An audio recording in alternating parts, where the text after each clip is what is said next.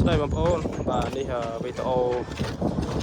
ឡើងចាំងបងប្អូន3-10ថ្ងៃចាស់ម៉ូតក្រពើហាឡើងចាំង13ថ្ងៃជាងនេះកុំយូរចាក់ដីបងប្អូនឡៃចាំឡានចាក់ដីបើអត់ទេរួចដល់ឡើងយូររួច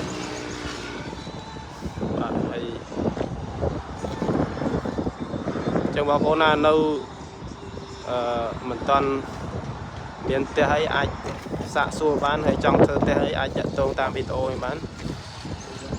ធ្វើការចរចាតម្លៃមាន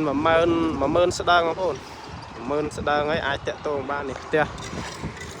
តាមទំហំប៉ុន្តែផ្ទះខ្ញុំនេះ7 14បន្ទប់គេង3បន្ទប់ទឹក1ផ្ទះបាយ1បន្ទប់ទួលភ្ញៀវ